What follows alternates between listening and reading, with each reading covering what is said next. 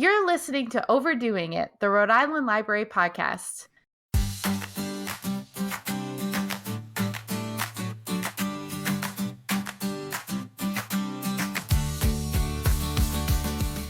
Hello, and welcome to another episode of Overdoing It, where our team of library workers dish about their latest reads, views, and passions alongside fascinating conversations with local luminaries. I'm your host, Tayla, and the branch librarian at the Oak Lawn Branch Library in Cranston, Rhode Island, and my pronouns are she, her. Let's dive in and discover who our guests are today. I'm Lynda Lacava. I work in the children's department at the North Providence Public Library, and my pronouns are she, her. Hi, I'm Kate Lentz, and I'm the director of the Rhode Island Center for the book, and my pronouns are she and her. All right, and a little bit later in the show, we will talk about Lynda's journey to all the libraries in Rhode Island and how that kind of fed into, inspired the Center for the Book and their recent challenge over the summer to have people visit 5 libraries in our state over the summer. But before we get into that, let's start off as we always do with what have you been reading? I read a couple of books recently that are pretty different genres, but I really enjoyed both of them. So the first one that comes to mind is The Teacher by Frida McFadden. So I had not read anything by her. It's, I guess it would be a thriller, and it's a little different than my typical read, but a couple of high school teachers who are married to each other. The man is very attractive and popular with students and all of that. And the woman is less popular with students. She's a little stricter, doesn't have quite the reputation with students that he does. Their marriage is in trouble. And then kind of both of them try to do things that they probably shouldn't. And then lots of things happen. So that was a really great description, I know. But it was a really good book. I got to almost the end. I was like 50 pages from the end, and I saw the person who had recommended the book to me. And I was like, oh, this is really good. And I kind of thought I knew how it was going to end. And so I went home later and I finished the last 50 pages and kind of knew, but there were so many twists at the end. And I was like, whoa, that rocked me a little bit. So that was a really fun one. There are definitely some triggers in it, so I wouldn't recommend it widely, but it was a really interesting book. The other one that I read recently was The Paris Daughter. It's by Kristen Harmel. I really like historical fiction, so this one is set in World War II. 2 women befriend each other, and then, as happens in war, they have to kind of get favors from one another, and things happen that normally wouldn't happen. So all of that goes on. The war ends. Then 15 years later, they find out a lot of things that happened that were unexpected. Also, Kristen Harmel wrote Book of Lost Names, and there's a very brief appearance of that in this one. So that was kind of fun too. If you haven't read the book, you can totally enjoy this one on its own. If you have read it, it's kind of a fun flashback to it. Fantastic. I've been kind of trying to focus on local authors this summer. So I just finished The Wedding People. Can't recommend it enough. It's like the perfect beach read. And it's perfect because you remember it. Because sometimes I read a beach read and somebody will ask me a few months later, oh, you read that book? What's it about? And I'll be like, nothing, no memory, no idea what it was about. But you'll remember The Wedding People. Allison Esbach is a professor at Providence College. And she wrote this super witty, unforgettable, really kind of deeper than you think it's going to be, delicious book. And it's about a woman named Phoebe, and she's hit rock bottom in her life, in her marriage. And she had always wanted, I think she was at the doctor's office and she saw a travel magazine, and it had the cover of a really nice Newport hotel, and they call it the Cornwall Inn in the book. And so she just kind of dreams of visiting that, and she can't get her husband to go. And so she definitely is in this bad place in her life. And she's like, you know what? I'm going to have one final splurge. And so she goes to this hotel, which is in Newport, and it's actually based on Ocean Cliff, the real place. And so she goes there, and I don't want to give it away, but I'll just say, again, she goes at a really bad place in her life, and it's kind of big, or one last thing she's going to do. And when she gets there, the hotel's been taken over by a wedding party, and an over-the-top bride who is micromanaged every single minute of everything that's going to happen for the entire week, because it's a wedding week. And she and our main character end up meeting each other, and the our protagonist is about to kind of ruin her plan. That's not going to go perfectly because she's there and she's not a guest, and so it's about what happens after that, and it's kind of like people who come into your life and change it, and it's super heartwarming. And there's so many places they visit in the book that are in Newport for real. Like they have, I think they have their welcome party at the Clark Cookhouse, and then there's just different places they go. It's super fun. And then the other book I read is another local author. She lives in Massachusetts, but Dawn Tripp's book, Jackie, and it's a fictional account of Jackie O's life, and it's another. I mean, I guess I would call it a beach read because I read it on the beach, but it's really good. It's really good. It made me want to kind of go back and look at that time in history again and see. There were things I didn't know that I thought I knew everything about the Kennedys, but I definitely don't. So those are the two I just read. Kate, both of those are on my hold list. I'm waiting for both of them. Well, you know what? If I see you before they get off your list, I'll give them to you, Lynda. Yay. Okay. So talking about fictional biographies, that leads me into the book that I just finished. And I'm usually not like a historical fictional biography person. But when I saw that this book was coming out, I needed to read it because since childhood, I have had a long love for the sound of music. So this book is called Maria, and it is a fictional biography about Maria von Trapp. The kind of like starting premise of the book is Maria von Trapp as an older woman going to New York. She's upset because the Oscar Hammerstein play is based on the script of the German film that they made about her family, which was not accurate to her life. And so she's going to New York to try to get him to change the musical, or she's not happy with that script, and but it's already in rehearsals to go on Broadway. So the office is crazy because they're trying to finish the play. It's already in rehearsals, so they send Hammerstein's secretary named Fran to go talk to her and take notes about her life, about what her complaints are. And that leads to Maria telling Fran the actual story of her life. But again, this book is a fictional biography, so it made me kind of want to maybe go and read her actual biography, because they talk about that in the book, that she's like, I wrote an autobiography, like it's all there and written down how my life actually went. If anyone wanted to check in on that, like it existed. And Fran ends up reading her autobiography in one night. So it's really about this like relationship between these two women. And also, I mean, this is not a spoiler because you can find this out on Oscar Hammerstein's Wikipedia. You'll know shortly after finishing The Sound of Music, he dies of stomach cancer. So like, pretty early in the book, the play's not going to change. And then once you find out that he's sick, like this is also his swan song to Broadway, to everyone. So yeah, I really enjoyed it, but I also spent the whole time being like, okay, so this book is all about how the musical was not accurate to her life, but then this is also a fictional biography, so I also don't know how much of this is accurate. It seems like she tried to make the broad strokes of her life accurate, even if it was a fictionalized biography, but like Fran and some of the other people who worked for Roger and Hammerstein were fictionalized people created for her to tell this story. So it was very interesting. And even if Maria is different than the Julie Andrews Maria that I saw as a child, even though she had flaws, a very likable Maria. So it was very interesting. One of our book club questions that we ask a lot of times is, what did you Google as you were reading or after you read? And so all of that just made me think of, especially historical fiction. I feel like you want to know what is fiction and what's historical. So it's fun to kind of explore history that way, I think. Yeah.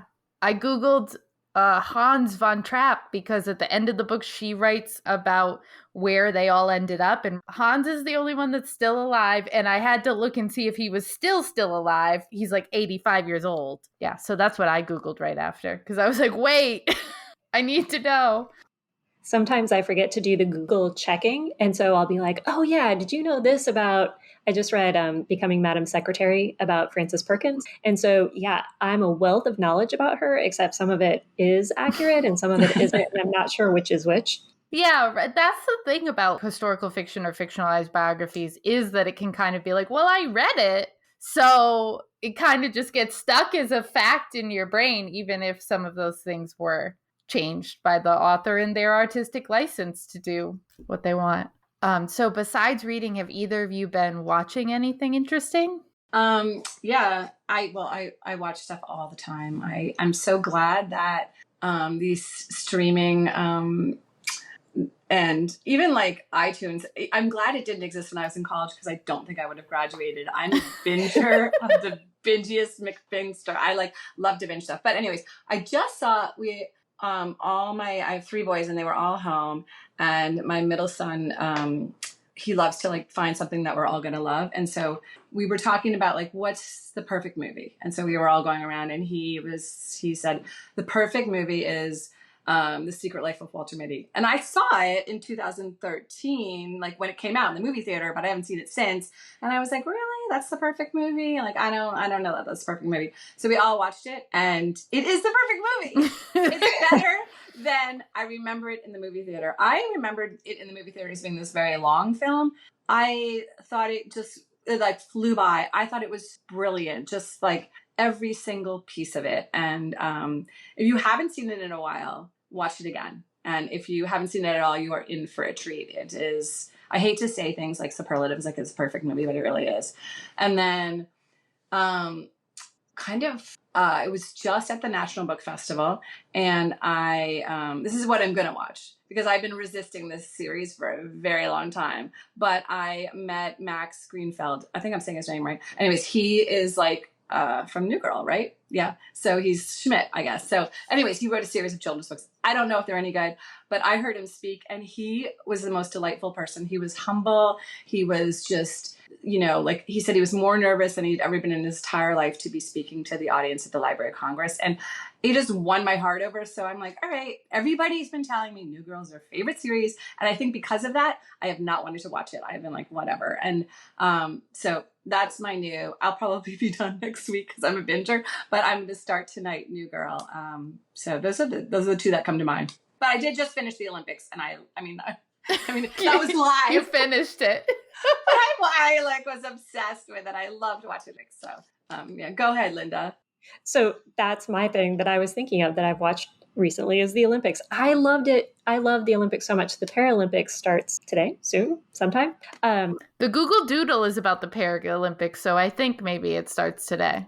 Yeah, I think it's so cool to see like the culture of it, the all the countries that are represented and their pride, and just seeing all those people who have worked their whole lives to be excellent in one particular thing. Like, I just really admire that. The track people doing hurdles, like I can trip over a crack in my street when I am walking down my own street, and they're just hopping over those hurdles like there's nothing there. And it's just so amazing to watch. But I also liked some of the less visible, like synchronized swimming. I love synchronized swimming. Yeah. So good. Yeah. Like, how do they hold their breaths that long and stay in sync when they're underwater and can't see each other? Like, crazy. I'm still like, what Olympic sport could I do? I still have that fantasy of being in the Olympics. And I don't think there's a summer one, but I was obsessed that I could be, that I could curl. And that wasn't that hard because you don't really have to be in shape. I mean, they have great outfits. They don't seem to take it very seriously, but I don't think there's a Summer Olympics I could do. Yeah. I watched kayaking, and we do kayak a little bit, but not like that. No. Yeah. How do you even make kayaking competitive? The part that I saw, they were doing like down rapids, and I think it was timed. Yeah. Oh, okay. I don't know why the algorithm thought that I would want to know this, but I did think it was interesting. I recently saw a short form video about a synchronized swimmer that was saying that how they signal each other under the water is like that they basically do like this buzzing underwater, and that will signal to the rest of them like the timing or what they're supposed to be doing or whatever. That's so impressive. I can't even open my eyes underwater. Yeah, and these girls are sending intricate sound signals with they're breathing in bubbles, I guess. I don't know. It made sense when she was explaining it, but now I'm explaining it really bad. Not really. No, you're doing a pretty good job. I'm literally going to be like, I got to look that up. And also, how did the algorithm think I would not like that? Yeah. I'm thinking about it now. I think it's because there's like this one kid who does male gymnastics like on a national level. I don't think he ended up qualifying for Summer Olympics this year, but someone on his team did. And I just find those videos fascinating. I find it fascinating when sports have differences between genders and like how that comes about. And gymnastics is one of those where basically they have almost completely different events for men and women. I think vault is the only one that overlaps for both of them. And even then, like the tricks they do and the like everything is still different, even if it's technically like they both do vault. But even like bars, it's like uneven bars for women versus like the one. I don't know what they even call it for men. Just bar. I think they have the one like a high bar or something, and then they have parallel bars as well. Oh, yep. So I'm thinking of high bar, but then there is parallel bars, and there's the pommel horse with the guy from Worcester, right? Oh yeah, it was awesome. I think I heard it on the radio, which my partner is always like, who listens to terrestrial radio anymore? And I was like, me, sometimes when I don't feel like messing with my phone and I only have to drive a short distance. Totally. Also, how else will I listen to the J games? Yeah. Unless I listen to the radio. But yeah, so I think it was morning radio that they were talking with the guy from Worcester who was a gymnast, but I didn't know what event he did. Yeah, he pommel horsed and he pommel horsed everything out of that thing. It was crazy. But yeah, so I think maybe that's why the algorithm thought that, or maybe just the algorithm's giving it to everyone because they're like, everyone cares about the Olympics right now. I care about it. I didn't get it. I'm sorry. If I could find this video about synchronized swimming again, I will put it in the show notes, but I don't know if I can.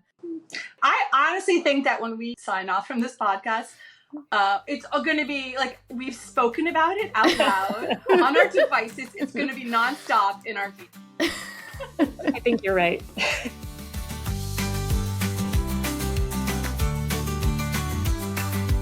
All right. Well, I want us to have enough time to talk about what you both came here to talk about, which is ultimately visiting all of the libraries in Rhode Island and how we are in a privileged position in our state that we are small and therefore it is very easy to easy relatively. If you ask Rhode Islanders if it's easy to get to some of these libraries, they would tell you no.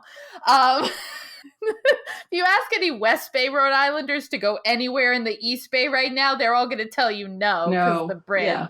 So, Lynda, do you want to talk about your visiting all of the libraries in the state?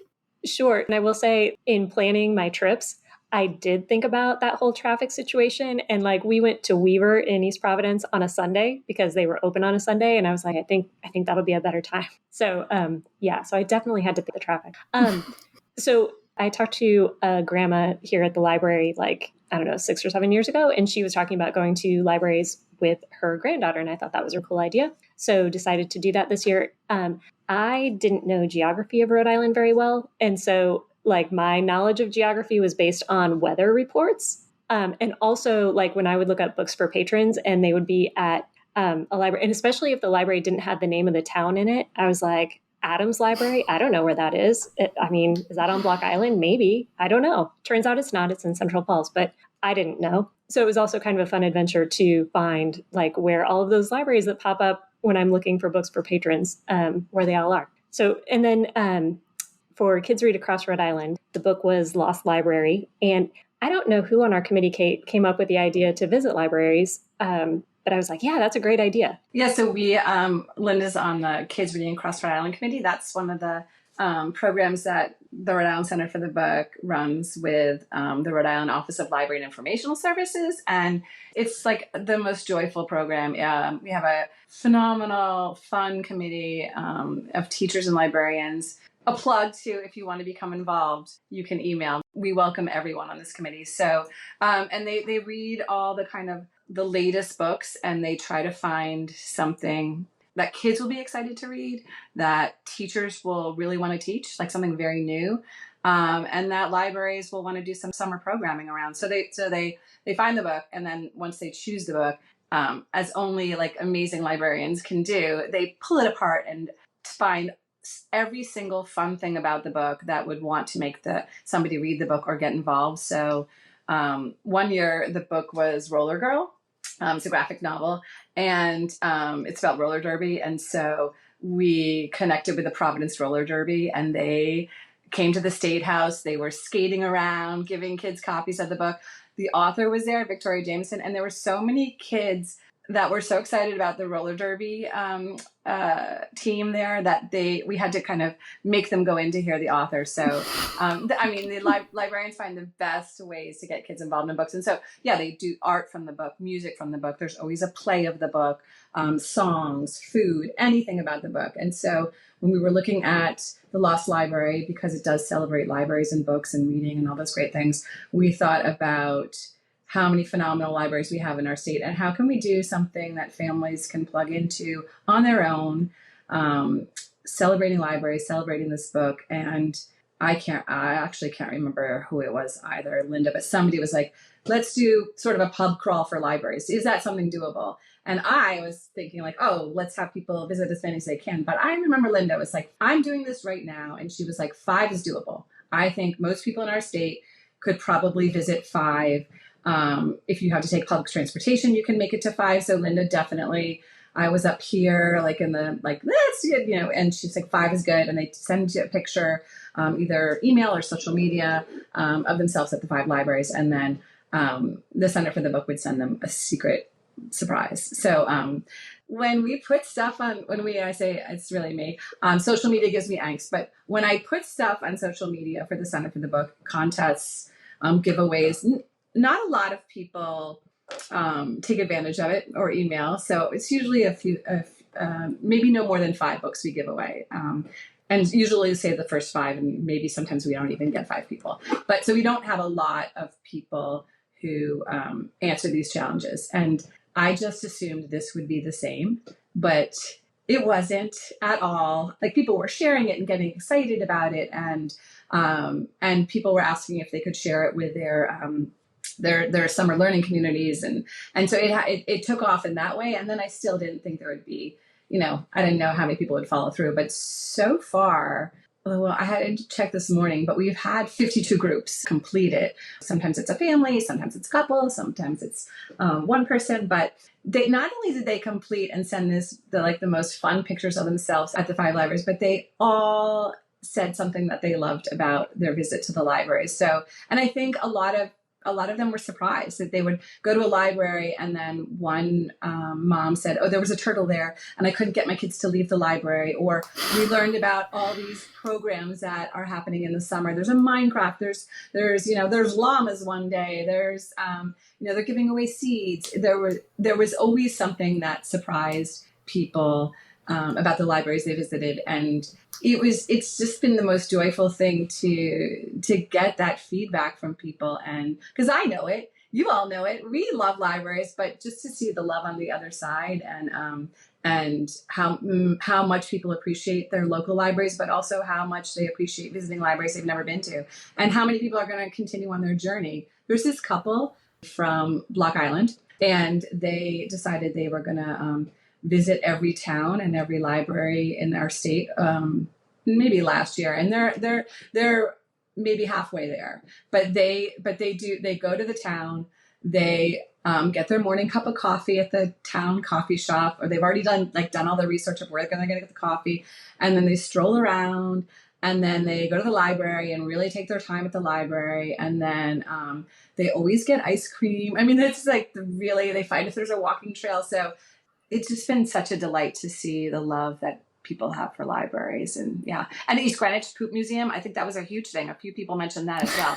I didn't get to see it. I don't even know what it was, but a lot of people mentioned it. So all our libraries are doing so many amazing summer programs. And I think that we definitely will do this again in some way, shape, or form, because it's been really fun to see everybody's visits. I am so glad that you've had such a good response. Yeah. And that is so cool. And it must be so fun just to hear all the different things. I love the Cup from Block Island. What a cool idea. I know. It's really to like cool. make it a whole day. Mm-hmm. But it's ending. I have to say it's ending on Labor Day because I didn't think about that. And when Lynda was, if you haven't seen Lynda on Street Stories, she was just on the news. So if you go to the WPRI website or the Center for the Book, and our Facebook page shared it, watch that. But I was talking to one of the reporters before he interviewed Lynda, and he said, "Oh, when's it going to end?" I'm like, "You're right. I should have put an end on there. It's got to end on Labor Day because we're going to run out of funds and books." And the people at the post office, they see me coming every day with these packages, and they're very excited about it. But the people behind me in line are not, because I'm like, just one more. Yes. So for those of you listening, by the time you listen to this episode, it will have already ended, but we're pretty close to the end already when we're recording this. And it seems like you've already had a great turnout. Mm-hmm. So listeners, you've already gotten a good idea of what a resounding success it's been. Yeah. And hopefully people will, go and still visit those libraries and let us know about it. And we'll do the challenge again. But if you're, I always try to, I guess, what do you call it? Library tourism? I don't know what you would call it, but I do have several friends, and whenever we're visiting a new place, we always, check out their local libraries. And I think there are a lot of people like that. But if you haven't done it, you should do it. Always check out the library in the place that you are. So, Kate, that is my big idea. I think I want to start a library tourism company. And like, you go to Hawaii and you go to the beach, right? But what about going to the libraries? Mm-hmm. And I think that I'm the person who should go and just kind of check things out and be able to recommend those libraries in Hawaii, for example. So I think, that's something I need to do for myself and for everyone else. I'm kind of obsessed by the Library of Things and the different libraries. So and every time I talk to people, they think I'm making it up. They're like, "What is this mysterious thing you talk of?" And I'm like, "No, there is. Almost every library has a thing called Library of Things." And, we've checked out so many phenomenal things. Like I think I'm the only one that checks out the stand-up mixer at our local library. Like, here she comes in, because it's pristine. Yeah. We have a metal detector that I just borrowed last week. It didn't work quite as well as I wanted it to, but it was still really fun to try. And I checked out a telescope a couple of years ago, our telescope. I don't remember what was going on, but I was like, "Oh, I want to see that better." So yeah, it's really cool to be able to do that. My husband's always checking out like power tools and then we had people over and I'm like, "Let's get the giant Connect 4, the giant Jenga, and the blow up movie screen." I could talk forever about library things. But. Yeah. And I know here in Cranston, we have a lot of like you're saying, like power tools, things you only need to buy once. But like, that's the great thing. Like, what are you going to do with the giant Connect 4 after you have that party? Just it sits somewhere and then you throw it away 2-3 years from now when you have to move house or whatever, make space. So if you could borrow it from the library, you're getting it that one time when you need it, but you're not creating this consumer waste. I know. And puzzles, like I don't want to buy one more puzzle in my life. There's so many at the libraries. But also at the same time, like trying things out and then seeing if that's the brand that you like, or if you even, like we have a pickleball set and I really want to try pickleball, but I don't need to commit to having more sports gear that I probably won't use. So, how perfect to try it out. And if I like it, then maybe I will, but I can at least try. Yeah, definitely. Here at the Oak Lawn branch, we have ukuleles. And so it's like you only get the ukulele for 3 weeks. But I think it's a great way that, to after that 3 weeks, if your kid is like really into it, then you know that it's worth it to invest in a ukulele. Or if you're really into it, when you borrow it, it does come with a book geared toward children in terms of learning it, because we were thinking about like our youth services youth population when we did it, but we also have plenty of adults that take them out. And and then you can be like, okay, do I really want to do this? Or do I not like some aspect about it? And so then I don't want to do this. Yeah, big thumbs up to, as a neurodivergent person who sometimes wants to start a hobby, buys all the things for the hobby, gets bored with the hobby in 2 weeks. Library of Things, great way to try out a hobby without investing too much money. So I kind of want to, before we go to our last segment, Lynda, I know you said that it was difficult to pick a favorite, so I won't have you pick a favorite library, but I was curious kind of like what your takeaway from this experience or some highlights from your experience of visiting all the libraries. So I checked a book out at every library, and I don't think I used self-checkout at any of them. So it was kind of a forced interaction if there wasn't some other interaction prior to that. And the people across the state who work in libraries are amazing. It was a cool thing. Like, as you go into a library, you can kind of feel what the community is based on the collection, the programs, like just the vibe of the place. And none was better or worse or anything. It was just they reflected their community. But in all of that, all of the people were so friendly, and like people smiled, people greeted me. When I talked, my husband went along on a lot of them, and he was often more willing to talk to people than I was. But they were very excited to talk to me about things and tell me about their library and some cool things. I got a lot of tours and maybe some inside information that the typical user wouldn't, get to go see or whatever. At Foster, it's an old school and they still have their bell, and I got to ring the bell. Pretty exciting. So just some cool things like that the people are really proud of where they are and want to share that, and are just happy to be there and happy that I was there. And I mean, I think not just me, but anyone who comes in, they're really excited to be where they are. So that's probably my big takeaway.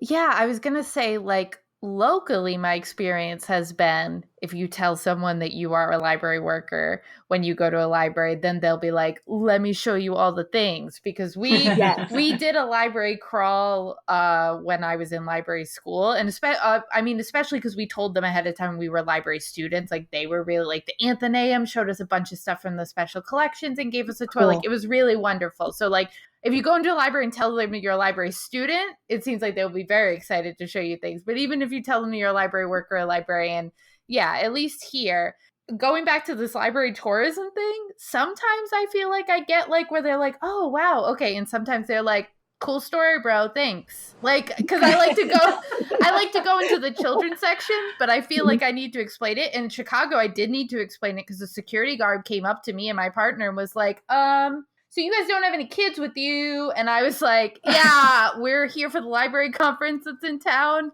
I'm a youth services librarian. I just wanted to see what the room looks like. So same, as a children working in the children's room, I did go into most of the children's areas at the libraries, and I always wanted to make sure that they knew I wasn't being creepy or anything. Like, I just want to look around. I'm going to steal some ideas probably, but I'm harmless, really. Yeah. It's like, I feel like I want like a sign or a badge or something that's like, I'm a children's librarian. Not weird, I promise. Yeah. Well, it's not mutually exclusive, right? But that's fair. Yeah. All right. And so I have to ask this personally. Did you go to all the branches for all the systems, or did you just hit a system and then that was it? I did. Okay. I went to all 70. So like all 9 of the community libraries of Providence, all of the Cranston, 7 branches? 6. Okay. I don't know why I put up one hand. I was like, oh, my thumb also needs to get involved. Okay. Yeah. So I did go to all of those. And I went to Block Island. My niece and her daughter came over the summer to visit from Iowa. And so they wanted to go on a boat and they wanted to go to lots of beaches. And I needed to go to the Block Island, to Island Free Library. So we made a day of that. Love it. All right. So we wrap up the show with the segment we call The Last Chapter, where we talk about a library or bookish related question. So I thought I would ask both of you, since you are both library book people, what makes a book memorable for you? Is it characters, the plot, writing style, or something else entirely? That's a really tough one. Kate, you said you kind of forget the books like a beach read. And I do too. Like, I have an impression of them. I liked them or I didn't like them. I think they're more memorable if it's a place or a thing that I know a little better. So like if the setting is one that I've been to or something like that, I think that will make it more memorable to me. Yeah, I feel like if it's a good story, I'm going to remember it. It always comes back to that. Like, how good is the story? If I can't remember the story, then we're toast. But if it's a good story, it's going to have good characters. And for me, it's always about a good story, even if it's nonfiction. Yeah, that's true. Because we just read, like, even for Reading Across Rhode Island, the book was Solito, and it's a memoir, but it's an amazing story.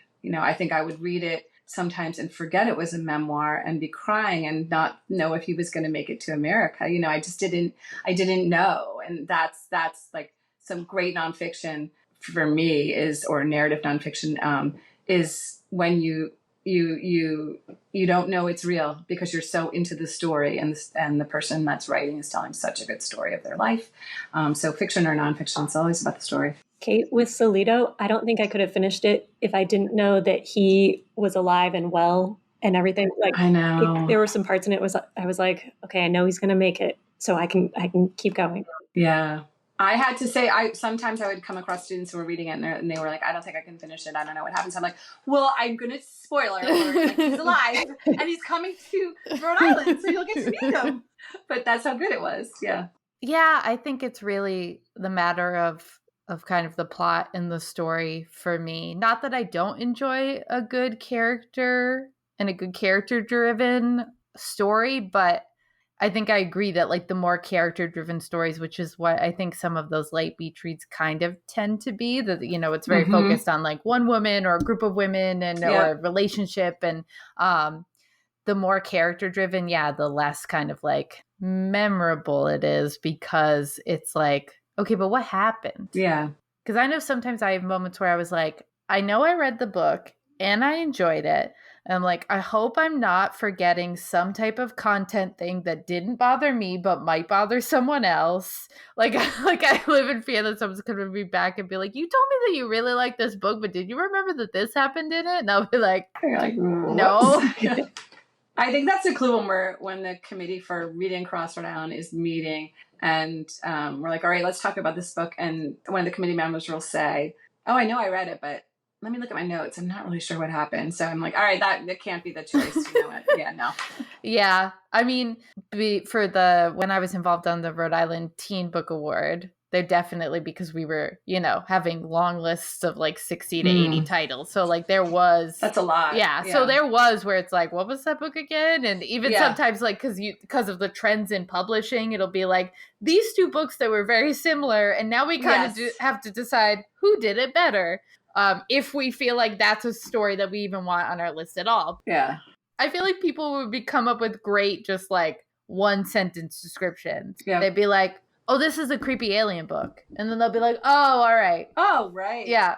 That was a bad example because that one was very memorable because of how like disturbing. I didn't read it because I was like, I'm a sweet baby child. That's for all of you.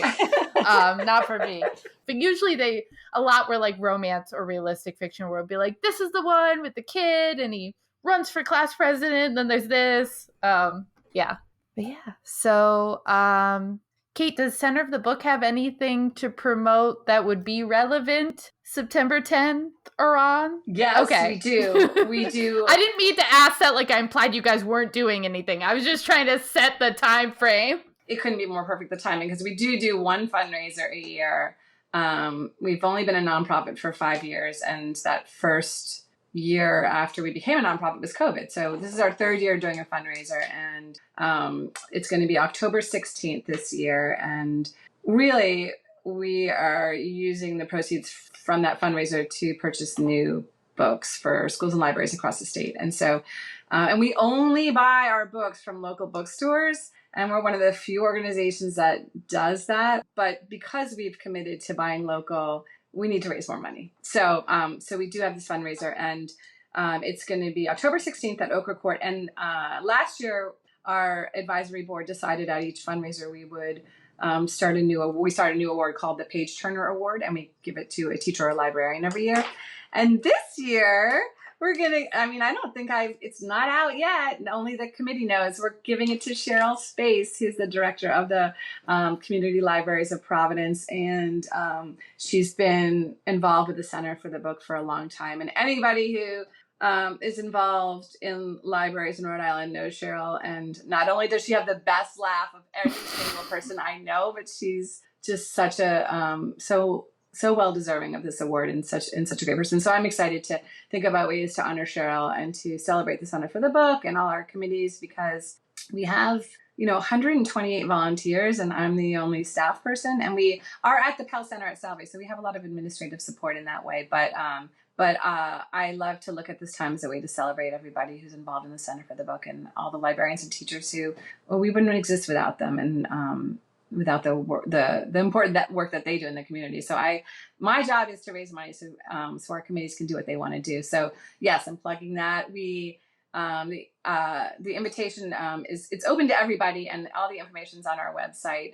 Another volunteer, Kieran, if you know Kieran Ayton, he's amazing, and he does all our website stuff. So he put that up just before this show, so we'd have it available for people. But if you want to know anything, you can email me at kate@ribook.org, and if you want to volunteer with the Center for the Book, we're getting ready to, sort of the school year starts, all our committees and all our work in the school. So if you want to be involved with Reading Across Rhode Island, or Kids Reading Across Rhode Island, or Rhode Island Children's Book Award, or kind of any of the other outreach work we do, just get in touch with me, because we welcome and are like so grateful when people want to work with us.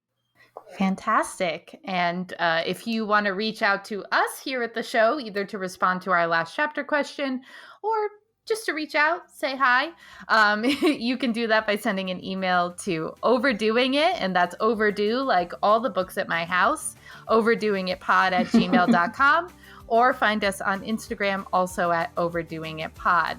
If you enjoyed today's episode, please rate and review on Apple Podcasts or Spotify or wherever you get your podcasts, because it helps us reach more Rhode Islanders. And thank you both for joining me. Thank you everyone for listening.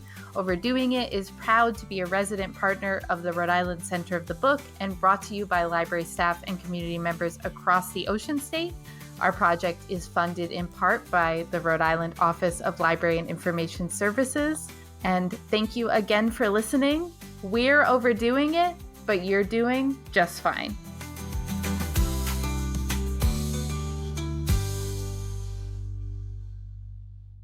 Okay. And Dave will take all of that out, and it'll be like everyone was ready. I need to have more of these conversations in my life where I can just edit out the parts that I don't want there.